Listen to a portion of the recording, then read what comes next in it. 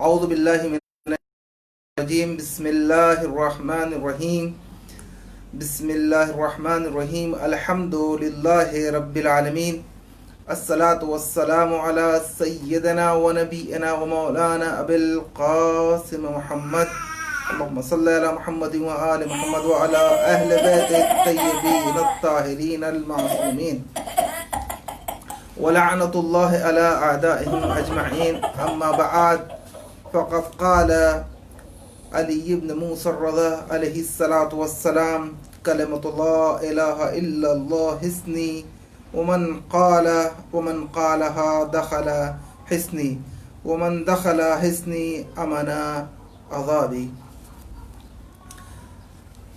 دوستو، آپ تمامی حضرات کو امام رضا علیہ السلام کی اس ولادت پر مسرت کے موقع پر ہدیہ تبریک پیش کرتے ہیں۔ آج کا دن بہت عظیم شخصیت وہ امام اس دنیا میں تشریف لائے جو امام ثامن، جن کو امام رضا علیہ السلام کے نام سے یاد کیا جاتا ہے۔ آپ کی شخصیت تاریخ اسلام میں روز روشن کی طرح نمایاں ہے، آفتاب کی طرح روشن ہے۔ یہ امام، روایت کہتی ہے کہ 148 ہجری میں آپ ہوئی اور 11 ذی قعدہ اور دن بروز جمعہ، آپ جیسے کہ آج جمعہ ہے، آج ہی کے دن امام رضا علیہ السلام اس دنیا میں تشریف لائے۔ آپ کے والد بزرگوار امام موسیٰ کاظم علیہ السلام، آپ کی والدہ گرامی حضرت نجمہ علیہ الرحمہ سلام اللہ علیہا۔ عزیزو، امام کی والدہ ماجدہ جناب نجمہ کے بارے میں روایت ملتی ہے کہ آپ ام الولد تھی، یعنی کنیز۔ اور اسلام میں عزیزان گرامی، اسلام یہ دین، یہ مذہب تمام تفرقے، تمام رتبات اور تمام منزلت ختم کرنے آیا تھا۔ وہ منزلت، وہ رتبے جو اسلام سے، اسلام کی نگاہ میں پسندیدہ نہیں تھے۔ عزیزو، اسلام اس چیز کو پسند کرتا ہے اس شے کا نام ہے تقوی۔ اب تقوی اگر کسی غلام کے پاس بھی ہے تو بارگاہ الہی میں وہ غلام زیادہ پسندیدہ ہے اس مالک سے، اس مولا سے جو متقی اور پرہیزگار نہ ہو۔ اسلام نے معیار اگر رکھا ہے، اسلام نے اگر کسی چیز کا مقام رکھا ہے، اگر اسلام نے کسی شے کی منزلت رکھی ہے تو وہ ہے تقوی الہی۔ اگر تقوی الہی پایا جاتا ہے تو خدا کی بارگاہ میں انسان پسندیدہ ہے۔ اب یہ نہیں دیکھنا کہ یہ غلام ہے، یہ کنیز ہے، یہ عرب ہے، یہ عجم ہے، یہ کسی مقام پہ رہنے والا ہو، اس کا رنگ کالا ہے، اس کا رنگ گورا ہے، یہ پستہ قامت ہے، یہ طویل القامت ہے۔ اب یہ ملاحظہ نہیں کرنا کہ اس کی اوصاف کیا ہیں، اس کے ذاتی مرتبہ کیا ہے، بس ملاحظہ یہ کرنا ہے، اور ملاحظہ یہ ہونا چاہیے اسلام کی نگاہ سے کہ اسلام یہ دیکھتا ہے کہ یہ آیا، اس کے اندر تقوی ہے کہ نہیں۔ اگر تقوی ہے تو بارگاہ الہی میں پسندیدہ ہے، چاہے وہ غلام ہی کیوں نہ ہو، چاہے وہ حبش کا رہنے والا بلال ہی کیوں نہ ہو۔ وہ بلال ان عرب سے جو اپنے آپ کو سردار کہہ رہے تھے اور ان صحابہ سے قریب ترین مان رہے تھے لیکن تقوی سے دور تھے، خدا ان کو پسند کرتا ہے، بلال کو پسند کرتا ہے، اور اتنا پسند کرتا ہے بلال کے تقوی کی وجہ سے کہ اگر بلال اذان نہ دے تو صبح نہ ہو۔ یہ خدا کی نگاہ میں تقوی۔ عزیزان گرامی، جناب امام رضا علیہ السلام کی والدہ ماجدہ ام الولد یعنی کنیز تھی۔ اب اسلام نے کیوں امام کی والدہ کا خدا نے انتخاب کیا کہ کنیز ہو؟ کیوں؟ کیونکہ خدا یہ چاہتا ہے کہ تاکہ یہ مرتبے، تاکہ یہ منزلت اگر پہچانے جائیں تو تقوی کی نگاہ میں ہوں، تقوی معیار قرار دیا جائے۔ اب عزیزان گرامی، دوسری وجہ یہ تھی کیونکہ اہل بیت کا گھرانہ سب سے عظیم گھرانہ تھا، یہ خاندان سب سے عظیم خاندان تھا، خاندان رسالت، اور خدا یہ چاہتا تھا کہ اس خاندان کے ذریعے تاکہ دوسری نسلوں میں اس خاندان کی قربت لوگوں کے دلوں میں پیدا ہو اور اسلام کی محبت لوگوں کے دلوں میں پیدا ہو کہ یہ وہ دین ہے، یہ وہ دین ہے کہ جس دین کے اندر کنیز اور غلام اور آقا اور مولا میں کوئی فرق پیدا نہیں کیا جاتا۔ حالانکہ امام کسی غیر کنیز سے بھی پیدا ہو سکتے تھے اگر خدا چاہتا، لیکن خدا یہ چاہتا تھا تاکہ لوگوں کے قلوب کو جلب کیا جائے اسلام کی طرف، امام پیدا ہوئے۔ روایت یہ کہتی ہے کہ جس وقت آپ دنیا میں تشریف لائے تو وقع ساجدن، آپ جب دنیا میں تشریف لائے تو سر بارگاہ الہی میں تھا، سجدے میں سر کو رکھا۔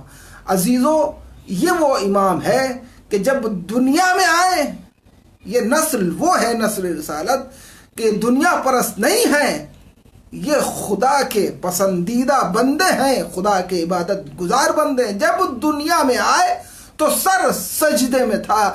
اب عزیزو یاد رکھنا، اگر علی ابن موسیٰ رضا کے چاہنے والے ہو، دنیا میں زندگی گزار رہے ہو، تو جیسے علی ابن موسیٰ رضا کی زندگی تھی، دنیا میں آئے تو سر سجدے میں تھا، اور اسی طرح علی ابن ابی طالب کی زندگی تھی جب دنیا سے تھا۔ اگر دعویٰ یہ کرتے ہو کہ علی کے چاہنے والے ہو، علی ابن موسیٰ رضا تو تمہارا سر بھی سجدہ خدا میں ہونا چاہیے۔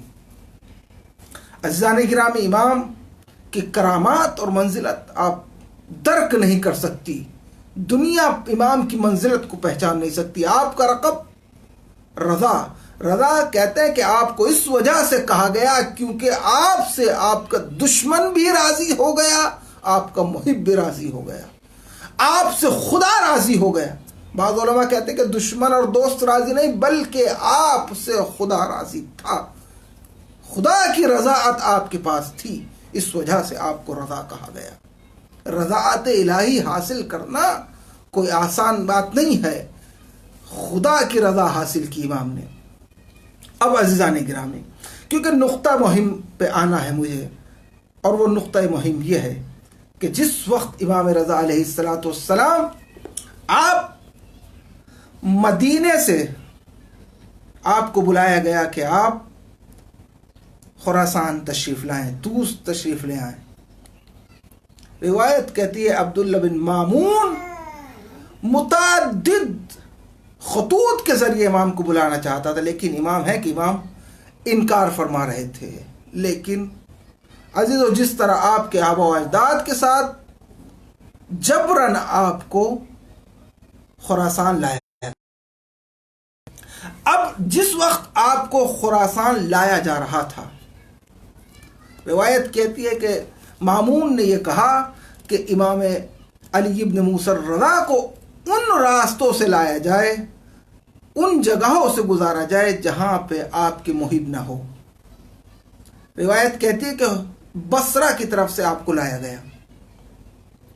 بصرہ میں آپ تشریف فرما تھے کہ ایک مرتبہ ایک شخص آپ کی خدمت میں حاضر ہوا، اور امام، روایت کہتی ہے کہ رطب کھجور لیے ہوئے تھے، ایک تشت میں امام کے پاس کھجور رکھے ہوئے تھے۔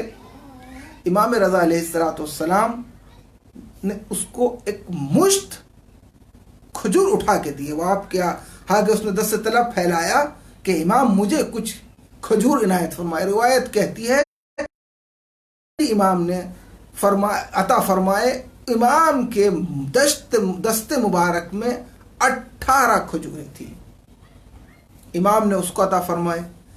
پھر اس سائل نے کہا کہ امام، میری خواہش یہ ہے کہ آپ کچھ اور مزید عطا فرمائیں۔ امام نے فرمایا کہ اگر میرے جد نے اگر تجھے 18 کھجوروں سے زیادہ دی ہوتی تو میں، کیونکہ اس شخص نے خواب میں رسول خدا کو دیکھا تھا کہ رسول نے اس کو ایک مشت کھجوریں دی ہیں، اور وہ راوی کہتا ہے کہ وہ سائل کہتا ہے جہاں پہ میں نے رسول کو بیٹھے ہوئے دیکھا تھا وہیں پر میں نے علی ابن موسیٰ رضا کو بیٹھے ہوئے پایا، اور انہوں نے مجھے وہی اتنی کھجوریں جتنی رسول نے خواب میں عطا فرمائی تھی، اتنی ہی کھجوریں مجھے علی ابن موسیٰ رضا نے عطا فرمائی۔ عزیزو، یہ ہے نائب۔ اگر خواب میں کسی نے، یہ نائب دیکھیے، یہ نائب ایسے ہیں، یہ خدا کی جانب سے معین شدہ نائب یہ ہے کہ اگر رسول نے خواب میں 18 کھجوریں دی تھی تو امام نے بھی اس کو 18 کھجوریں دی، اور یہ فرمایا اگر تجھے میرے جد نے اس سے زیادہ کھجوریں عطا کی ہوتی تو میں بھی تجھے اس سے زیادہ عطا کر دیتا۔ اب روایت کہتی ہے کہ امام کا قافلہ آگے بڑھا۔ اب جس وقت امام کا قافلہ نیساپور میں پہنچا، جب آپ نیساپور پہنچے تو روایت کہتی ہے کہ ہجوم تھا چاہنے والوں کا، اور روایت کہتی ہے کہ 2 حافظ، ایک کا نام ہے ابو زرعہ اور دوسرے کا نام ہے محمد بن اسلم الطوسی، حافظ الحدیث تھے۔ یہ حافظ الحدیث کسے کہا جاتا ہے؟ حافظ الحدیث ان کو کہا جاتا ہے جن کے 100,000 حدیث متنن و سندن یاد ہوں، یعنی جس کے 1,00,000 حدیثیں اس کی سند اور ان حدیثوں کے متن کے ساتھ یاد ہوں۔ یہ دونوں اپنے تمام شاگردوں کے ساتھ امام رضا علیہ السلام کی خدمت میں آئے۔ خدمت میں آنے کے بعد امام سے طلب کیا کہ مولا یہ فرمائیں اپنے جد سے کوئی حدیث، اپنے آبا و اجداد سے کوئی حدیث ہمارے لیے نقل فرمائیں۔ روایت کہتی ہے کہ امام نے اپنے سواری کو روکا اور محمل سے اپنے چہرے انور کو نکالا۔ روایت کہتی ہے ایک شور تھا امام کی زیارت کے لیے، ہجوم۔ جس وقت امام نے اپنے چہرے انور کو محمل سے نکالا اور نکالنے کے بعد امام نے ارشاد فرمایا۔ یہ روایت کی سند جو ہے، اس سند کو سلسلۃ الذہبیہ کہا جاتا ہے۔ اس روایت کی سند کو سلسلۃ الذہبیہ کہا جاتا ہے۔ امام نے فرمایا حدثنی ابی الموسى الكاظم وعن ابیہ الجعفر الصادق وعن ابیہ الباقر وعن ابیہ علی بن الحسین وعن ابیہ حسین ابن علی الشہید کربلا وعن ابیہ علی بن ابی طالب۔ فرمایا کہ مجھ سے میرے والد بزرگوار حضرت امام موسیٰ کاظم، حضرت امام موسیٰ والد بزرگوار امام جعفر صادق، امام جعفر صادق سے ان کے والد بزرگوار امام محمد باقر، امام محمد باقر سے امام زین العابدین، امام زین العابدین سے ان کے والد بزرگوار امام حسین سید الشہداء، ان سے ان کے والد بزرگوار علی ابن ابی طالب، اور ان سے رسول اکرم صلی اللہ علیہ وآلہ وسلم نے حدیث فرمائی، اور رسول سے جبرائیل، اور جبرائیل سے خدا وحدہ لا شریک نے اس حدیث کو نقل کیا ہے۔ جبرائیل سے خدا نے ارشاد فرمایا، اور جبرائیل سے خدا نے کیا ارشاد فرمایا؟ وہ حدیث جو میں نے پڑھی، سمعت رب عز و جل، اب جبرائیل یہ کہتے ہیں کہ میں نے اللہ سے یہ سنا، فیقول کلمۃ لا الہ الا اللہ حسنی ومن قالها دخل حسنی ومن دخل حسنی امنا قضابی۔ کلمہ لا الہ الا اللہ میرا قلعہ ہے، ومن قالها، اور جس نے کلمہ لا الہ الا اللہ کو کہا وہ میرے قلعے میں داخل ہو گیا، ومن دخل حصنی امن عذابی، اور جو میرے قلعے میں داخل ہو گیا، جو خدا وحدہ لا شریک کے قلعے میں یا احاطے میں آ جائے امن من عذابی، وہ میرے عذاب سے محفوظ ہو گیا۔ اللہ اکبر۔ اس روایت کے بارے میں ملتا ہے، یہ روایت سلسلۃ الذہبیہ امام احمد بن حنبل کہتے ہیں کہ اس روایت کی سند کو اگر کسی مجنون کے اوپر، اگر کسی پاگل کے اوپر بھی پڑھ کر پلا دیا جائے تو وہ شخص افاقہ ہو جائے، وہ شخص اپنے جنون سے افاقہ پا جائے۔ اور اس حدیث کے بارے میں ملتا ہے کہ عمرہ، اس وقت کے عمرہ اس حدیث کو لکھ کر اپنے وصیت کرتے تھے کہ اس کو ہمارے کفن میں جب ہمیں دفن کیا جائے، اس حدیث کو، اس سلسلے حدیث کو لکھ کر جب ہمیں دفن کیا جائے تو ہماری قبر میں اس کو رکھا جائے، اس حدیث کو ہماری قبر میں رکھا جائے۔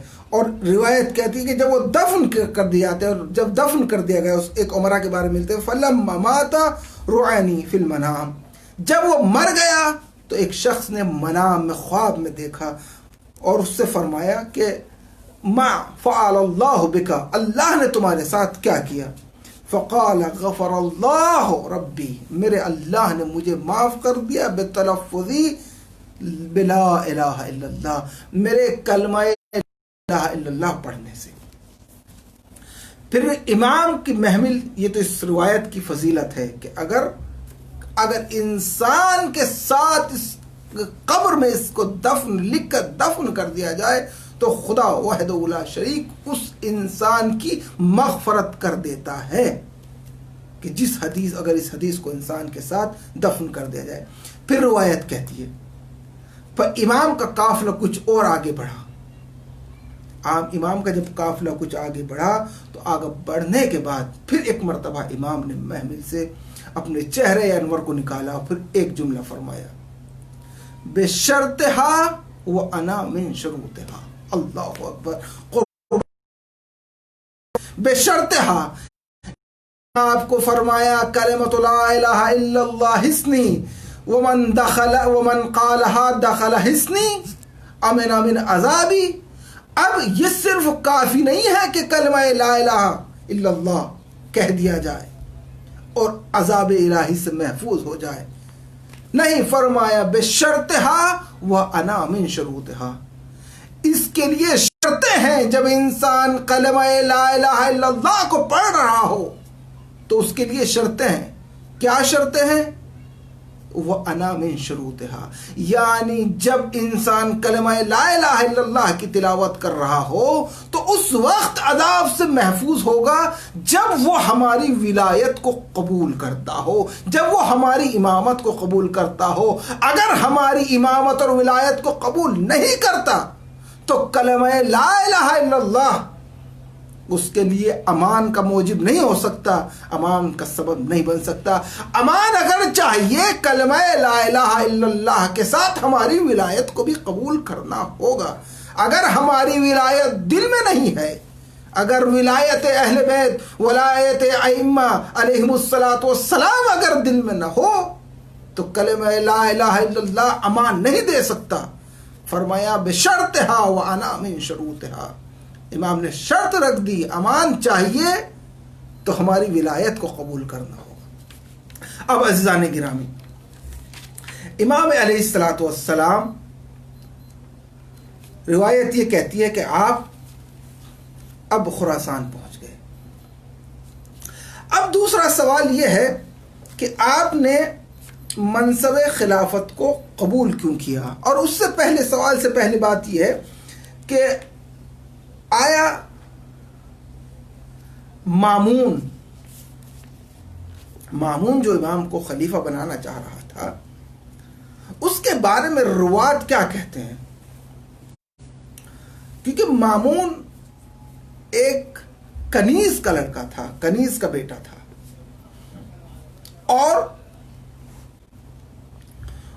اور امین جو اس کا بھائی تھا وہ زبیدہ کا بیٹا تھا۔ تو خلافت امین کو ملنا تھی، لیکن روایت کہتی ہے فضل بن سہیل نے مامون سے کہا کہ اگر تو خلافت کو چاہتا ہے تو تجھے اپنے آپ کو متقی اور پرہیزگار ظاہر کرنا ہوگا، کیونکہ مامون کے افعال اور حرکات اور سکنات اس کے غیر عاقلانہ تھے، اور اگر تو یہ چاہتا ہے کہ تو اپنے آپ منصب خلافت پہ فائز ہو جائے تو تجھے اپنے آپ کو نمایاں کرنا ہوگا۔ اور اسی وجہ سے یہی بات ہے کہ مامون کے بارے میں یہ کہا جاتا ہے لم یکن فی بنی امیہ عالم من مامون، کہ بنی امیہ میں بنی عباس میں معاف کیجئے بنی عباس میں لم یکن فی بنی عباس عالم من مامون، کہ مامون سے بہتر بنی عباس میں مامون سے افضل اور مامون سے عالم کوئی شخص نہیں گزرا۔ اس نے آپ کو متقی اور پرہیزگار ظاہر کیا۔ اور عزیزان گرامی، اب سوال یہ ہے کہ مامون خلافت کی پیشکش کی کہ آپ خلیفہ بن جائیں۔ یہ نقطہ بہت مہم ہے، یہ نقاط جو میں بیان کرنے جا رہا ہوں بہت مہم نقاط ہیں، کہ امام علیہ السلام کو، علی ابن موسیٰ رضا کو اس نے خلافت کی پیشکش کی کہ آپ خلیفہ بن جائیں، اور مصر تھا کہ آپ خلیفہ بنیں۔ ادھر سے امام مصر تھے کہ وہ خلیفہ بننے سے انکار کر رہے تھے۔ ایک طرف مصر ہیں کہ خلیفہ بنایا جائے، اور ایک طرف امام مصر ہیں کہ وہ خلافت کو قبول نہ کریں۔ امام اس چیز کے اوپر مصر تھے۔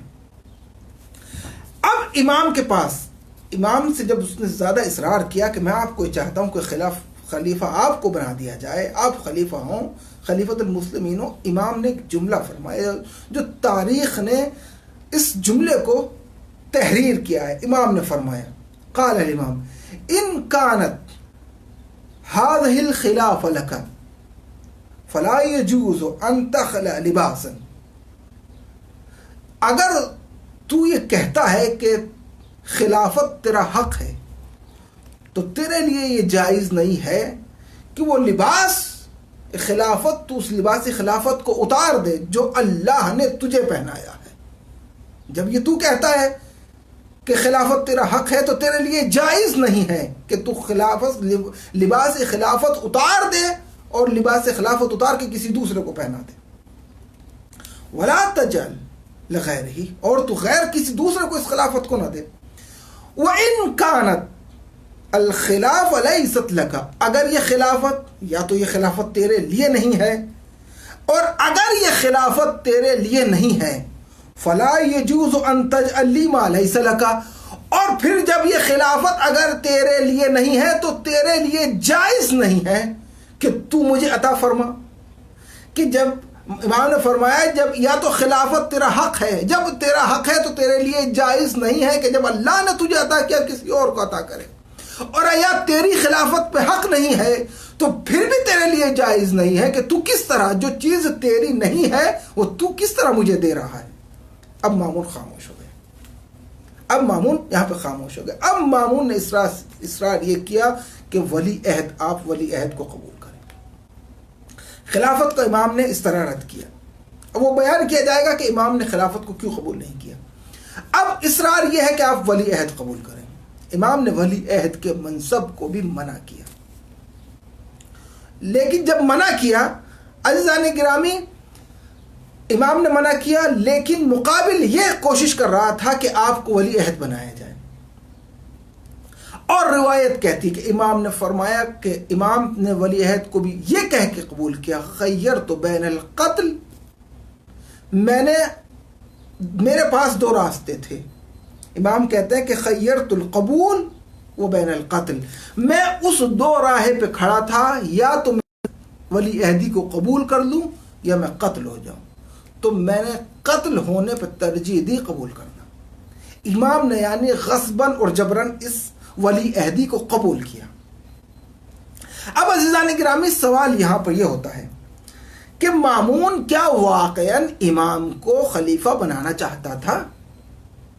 بھئی سوال ہوتا ہے نا، سوال پیدا یہ ہوتا ہے کہ کیا مامون واقعاً امام کو خلیفہ بنانا چاہتا تھا؟ کیا وہ یہ چاہتا تھا کہ امام کو خلیفہ کی صورت میں دیکھیں؟ تو ابداً ہرگز نہیں وہ یہ چاہتا تھا کہ امام کو خلیفہ بنائے۔ تو عزیزان گرامی، آپ سوال یہ ہوتا ہے کہ دلیل کیا ہے کہ امام کو خلیفہ نہیں بنانا چاہتا تھا؟ اب عزیزان گرامی، وہ مامون جو اس منصب اپنے بھائی کا قتل کر سکتا ہے، امین کا قتل کیوں کیا گیا؟ امین کا قتل خلافت کی محبت میں قتل کیا گیا۔ امین کو جس شخص نے اپنے بھائی کو اس خلافت کی کرسی کی وجہ سے قتل کر دیا، کیا وہ علی ابن موسیٰ الرضا کو منصب خلافت دینا چاہتا تھا؟ ہرگز نہیں، وہ منصب خلافت دینا نہیں چاہتا تھا۔ پھر سوال یہ کہ اگر وہ منصب خلافت علی ابن موسیٰ الرضا کو دینا نہیں چاہتا تھا، پھر وہ اصرار کس چیز کے لیے کر رہا تھا؟ کیوں اصرار کر رہا تھا کہ آپ خلافت کو قبول فرمائیں؟ عزیزان گرامی، حقیقت میں مامون امام علی ابن موسیٰ الرضا کے قلبی کیفیت کو تلاش کرنا چاہ رہا تھا۔ امام کے قلب کے اندر وہ یہ دیکھنا چاہ رہا تھا، آیا یہ خلافت کے طلبگار ہیں کہ نہیں؟ آیا یہ ان کے دل کے اندر منصب خلافت کی محبت ہے کہ نہیں؟ امام، وقت کا امام، ان تمام چیزوں کو درک کر رہے تھے۔ امام جانتے تھے وہ شخص جو اپنے بھائی کا قتل کر سکتا ہے، وہ شخص جو ملکوں کو برباد کر سکتا ہے، کیونکہ عزیزو بنی عباس کی دارالحکومت بغداد میں تھی، لیکن بنی عباس کی دارالحکومت کو اس نے خراسان میں تبدیل کیا، لوگوں کے خون کو بہایا اس منصب خلاف۔ اب وہ اتنا امام کا چاہنے والا ہو گیا کہ علی ابن موسیٰ الرضا کو اپنا خلیفہ بنا دے؟ ہرگز نہیں۔ پھر تو چاہتا یہ تھا کہ امام علی ابن موسیٰ الرضا کی قلبی کیفیت کو درک کرنا چاہتا تھا۔ اگر وہ یہ درک کر لیتا کہ امام علی ابن موسیٰ الرضا خلافت کے طلبگار ہیں، تو امام کو اسی وقت زہر دے کے شہید کر دیتا۔ جس طرح سے اس کے آبا و اجداد کا یہ رویہ اور یہ عمل رہا ہے کہ انہوں نے ائمہ علیہ السلام کو قتل کیا، وہ یہ بھی وہی کرتا جو اس کے آبا و اجداد نے کیا۔ عزیزان گرامی، اب دوسری بات یہ کہ امام نے منصب خلافت کو قبول نہیں کیا۔ اب سوال یہ کہ امام نے ولی عہد کے منصب کو قبول کیا، لیکن امام نے ولی عہد کے منصب کو قبول تو کیا، لیکن منصب کو قبول کے ساتھ امام نے وہ شرطیں لگائیں کہ تاکہ امام نے فرمایا کہ میری نفی اور اس بات، میرا ولی عہدی سے کوئی تدخل نہیں ہوگا، لیکن یہ چاہتا ہے، تو اس چیز کے اوپر مصر ہے کہ میں ولی عہد بنوں، تو شکلاً امام، صورتاً امام ولی عہد بنے۔ اور امام کو ولی عہد بنانے کی مقصد اور ہدف کیا تھا؟ اس کا مقصد اور ہدف یہ تھا، وہ یہ چاہتا تھا کہ کیونکہ بنی عباس کے خلاف جتنے بھی انقلابات آئے وہ سب علوی لوگ تھے۔ وہ یہ چاہتا تھا کہ جس وقت علی ابن موسیٰ الرضا کو ولی عہد بنا لے گا تو لوگ یہ سمجھیں گے کہ علی ابن موسیٰ الرضا اس کی خلافت سے راضی ہیں، اور جب امام علی ابن موسیٰ الرضا اس کی خلافت سے راضی ہیں تو علوی کوئی اس کے خلاف آواز بلند نہیں کرے گا۔ اور ہوا بھی یہی، وہ اپنے اس مقصد میں کامیاب بھی ہوا۔ امام علی ابن موسیٰ الرضا جب تک ولی عہد رہے، بنی علوی نے کوئی بھی انقلاب، کوئی بھی ثورہ مامون کے خلاف قیام نہیں کیا، کسی نے کوئی قیام نہیں کیا۔ ایک وجہ یہ بھی تھی۔ ایک وجہ یہ بھی ہو سکتی ہے، جس کے بارے میں لوگوں نے امام سے سوال بھی کیا، کہ تاکہ لوگوں کے دل میں، تاکہ لوگوں کے قلب میں علی ابن موسیٰ الرضا کی مقام و منزلت گر جائے اور کم ہو جائے۔ کیوں؟ کیونکہ لوگ یہ جانتے، جو حقیقی اسلام کو درک کرنے والے تھے، وہ جانتے تھے کہ مامون حق پر نہیں ہے، لیکن امام کو مامون یہ چاہتا تھا تاکہ علی ابن موسیٰ الرضا کی منزلت کم ہو جائے، لوگ دیکھیں کہ یہ دنیا پرست لوگ ہیں، یہ دنیا کے منصب چاہتے ہیں، اس وجہ سے علی ابن موسیٰ الرضا سے لوگ دوری اختیار کریں گے کہ کیونکہ یہ مامون کی آغوش میں بیٹھ گئے ہیں۔ ایک مقصد یہ بھی ہو سکتا ہے، اور ایک یوں تاکہ ان کے اتباع کرنے والے خاموش بھی ہو جائیں اور لوگوں کے دل میں ایک جو امام کے بارے میں ان کی منزلت کم بھی ہو جائے، اور دوسرا یہ کہ تاکہ امام کی، اور سب سے اہم وجہ یہ تھی تاکہ امام کو مدینے سے اپنے پاس بلا لیا جائے، اور جب اپنے پاس بلا لیں گے، کیونکہ امام اگر مدینے میں امام تھے اور مامون خراسان میں بیٹھا ہے تو امام کی حرکات و سکنات پہ زیادہ نگاہ نہیں رکھ سکتا کہ امام کے حرکات و سکنات کیا ہیں، لیکن جب خراسان میں ہوں گے تو ان کی تمام حرکات و سکنات پہ اس کی نگاہ ہوگی۔ ایسا نہ ہو کہ علی ابن موسیٰ الرضا اس کے خلاف قیام کریں، اس وجہ سے ان کو ولی عہد بنا کر اپنے پاس خراسان میں رکھا۔ یہ بھی ایک وجہ ہے۔ اب عزیزان گرامی، سوال یہ ہے کہ اگر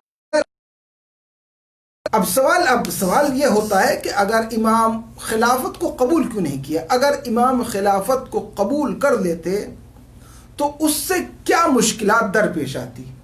سوال ہوتا ہے نا کہ اگر بھئی امام کو چاہیے تھا خلافت کو قبول کر لیتے اور جو علوی حکومت کو برپا کرتے، اتنا آسان نہیں تھا۔ اگر امام خلافت کو قبول کر لیتے کیا مسائل درپیش آتے امام کے سامنے؟ اگر امام خلافت کو قبول کرتے تو سب سے پہلے مسئلہ یہ آتا کہ امام کے خلافت کو، جب امام خلیفہ بن جاتے تو امام کو قوت و طاقت چاہیے، بھئی اپنا پیغام پہنچانے کے لیے صرف کرسی کے ساتھ ساتھ حکومت کے اوپر تسلط بھی ہونا چاہیے، اور بنی عباس کے لوگ وہ تسلط علی ابن موسیٰ الرضا کو عطا نہ کرتے۔ اگر مامون بھی چاہتا، اگر مامون یہ چاہتا کہ واقعی وہ خلیفہ بنا دے تو بنی عباس کے لوگ یہ کرنے نہ دیتے مامون کو تسلط امام کے ہاتھ میں چلا جائے۔ اور اگر امام خلیفہ بن جاتے تو امام کا خلیفہ بننے کا مطلب کیا ہے؟ امام کا خلیفہ بننے کا مطلب یہ ہے کہ امام حکومت حق کا نفاذ حق کریں، حق کا نفاذ کریں، اور جو امام کے ساتھ میں لوگ تھے وہ یہ قابلیت نہیں رکھتے تھے کہ حق کے نفاذ میں امام کی مدد کریں، امام تنہا رہ جاتے اور امام کو قتل کر دیا جاتا۔ اور دوسرا یہ کہ جب امام اگر خلیفہ بن جاتے، اگر خلافت کو قبول کر لیتے، دوسرا مسئلہ پیش یہ آتا کہ جو بنی عباس کے لوگ وظائف پا رہے تھے ان تمام وظائف کو امام منقطع کرنا ہوتا، اور جب امام ان لوگوں کے وظیفوں کو منقطع کرتے کیونکہ وہ باطل پرست تھے اور باطل پہ تھے، وہ حق کا وظیفہ نہیں پا رہے تھے، وہ حق کا وظیفہ نہیں پا رہے تھے، وہ کیونکہ باطل پرست تھے، وہ باطل کی حمایت کی وجہ سے وظیفہ پا رہے تھے۔ جب امام منصب خلافت پہ آتے امام ان تمام وظیفوں کو منقطع کرتے، وہ اس کے خلاف امام کے ساتھ سازشیں کرتے۔ تو امام اگر خلیفہ بن بھی جاتے، اگر امام خلافت کو قبول کرتے تو امام کے خلافت کو قبول کرنے کے لیے، کیونکہ جتنے بھی اگر امام کے ساتھ بھی لوگ تھے، بظاہر جو امام کے ساتھ لوگ تھے، ان کے اندر بھی یہ قابلیت نہیں تھی کہ وہ امام کے حکم کو نافذ کر سکے اور امام کی خلافت حقیقی قبول کر سکے۔ اور دنیا کے اور اس وقت جتنے لوگ تھے وہ حالات ایسے تھے کہ اگر امام خلافت کو قبول کرتے تو وہ امام کو اس مرتبے کے لیے، اس مقام کے لیے امام کو ان کی خلافت کو کوئی بھی قدم آگے بڑھانے نہیں دیتے۔ یہی وجہ تھی کہ جن کے پیش نظر امام نے نہ تو خلافت کو قبول کیا، اور کیونکہ جیسا کہ عزیزان گرامی بظاہر میں لوگ اصرار کر رہے تھے، جیسا کہ آپ کے آبا و اجداد کے ساتھ یہ تھا، قلوبہم معہم وسیوفہم، اگر بعض آپ کے چاہنے والے تھے بھی لیکن ان کے قلب تو آپ کے ساتھ تھے، لیکن تلواریں آپ کے خلاف تھی۔ عزیزان گرامی، تو یہ تھا امام کی علیہ السلام کی خلافت کو قبول نہ کرنے کی وجہ۔ اور عزیزان گرامی، جب امام نے خلافت کو قبول بھی کیا جب امام نے منصب ولی عہد کو قبول بھی کیا تو اس صورت میں ولی عہد کو قبول کیا کہ امام اس کے کسی بھی عمل میں تدخل نہیں کریں گے. اور عزیزان گرامی، یہ وہ امام ہے علی ابن موسی الرضا جن کے علم کی وجہ سے، جن کے کمال کی وجہ سے اسلام دنیا کے اندر نشر ہوا. عزیزان گرامی، آج امام رضا علیہ السلام کی ولادت بسعادت ہے. یہ با فضیلت، یہ با کمال امام جس کی آج ولادت ہے بروز جمعہ، آج ہی کا دن تھا جس وقت آپ دنیا میں تشریف لائے. اور عزیزان گرامی، کیونکہ ہم جن حالات سے گزر رہے ہیں، علی ابن موسی الرضا وہ امام جو غریب الغربا ہے، وہ ہم غریبوں کی دعا ضرور سنے گا. عزیزو، جن حالات سے ہم آج گزر رہے ہیں بڑے سنگین اور سخت حالات ہیں، بڑے دوچار حالات ہیں. ہم بارگاہ امام علی ابن موسی الرضا میں دعا کرتے ہیں. معبود، جس ولی کی آج ولادت کا دن ہے، اس ولی کے ولادت کے توسل میں ہمیں اس بیماری سے جو آج دنیا میں پھیلی ہوئی ہے، کرونا، عالم انسانیت کو جس نے گھیرا ہوا ہے، اس سے نجات عطا فرما. عزیزو، جب کسی بادشاہ کے یہاں، جب کسی ملوک کے یہاں کسی کی ولادت ہوا کرتی ہے تو فقراء ان کے دروازوں پر اپنی حاجتیں لے کر آتے ہیں. لائن لگی ہوئی ہوتی ہے، ہجوم ہوتا ہے، فقراء کی مانگنے والوں کی ہجوم ہوا کرتا ہے.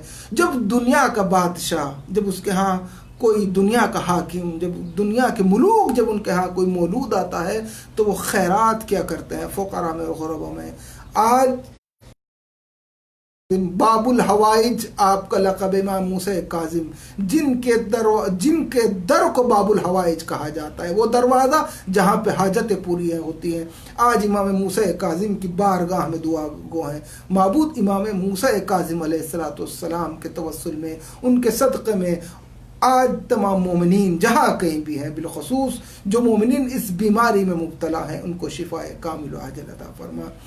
اور امام موسی کاظم سے دعا گو ہیں کہ مولا، آپ کے یہاں آج ایک نور آیا ہے، علی ابن موسی الرضا آئے ہیں، ان کے توسل میں معبود شیعہ حیدر کرار بالخصوص جہاں کہیں بھی ہیں، جو سیاسی حالات سے دوچار ہیں، ان کو تمام کو بحق الزہرا سلام اللہ علیہ ان کی تمام کی پریشانی کو دور فرما. معبود، پرچم اسلام کو بلند فرما. معبود، بحق محمد و آل محمد، جن مومنین نے آپ سے اور ہم سے دعاؤں کے لیے کہا ہوا ہے، ان کی دعاؤں کو مستجاب فرما. بالخصوص ہماری ایک عزیزہ ہیں، وہ کورونا میں مبتلا ہو گئی ہیں، بحق محمد و آل محمد، ان کو بھی شفاء کامل و عاجل عطا فرما. اور جن مومنین نے آپ سے اور ہم سے دعا کے لیے کہا ہوا ہے، غریب الغربا امام رضا کی بارگاہ میں جاتے ہیں، ان سے دعا طلب کرتے ہیں. معبود، ہمیں اس بیماری سے اور دنیا کی جتنی بھی مشکلات ہیں ان سے ہمیں نجات عطا فرما. وہ ہے، ہو سکتا ہے کہ آپ کے اور ہمارے امام کے ظہور کا وقت قریب ہو. معبود، ہمیں ایسا بنا دے کہ ہمارا وقت کا امام ہم سے راضی ہو جائے، ہمارا وقت کا امام ہم سے راضی و خوشنود ہو جائے، اور ہمیں ایسا بنا دے کہ ہم امام کے صفائیوں میں شامل ہو جائیں. اور معبود، ہمارے امام کے ظہور میں جلد سے جلد تعجیل فرما اور ہمیں ان کے اعوان و انصار میں قرار دے. ربنا تقبل منا انک انت السمیع العلیم. تمام شکاگو عزاداری کے جو مومنین اس کار خیر میں اپنی کوششیں و کاوشیں کر رہے ہیں، معبود ان کی تمام کی حاجتوں کو پورا فرما، اور بحق محمد و آل محمد ان کی جان و مال و عزت و آبرو کی حفاظت فرما. والحمد للہ رب العالمین. اللہم صلی علی محمد و آل محمد.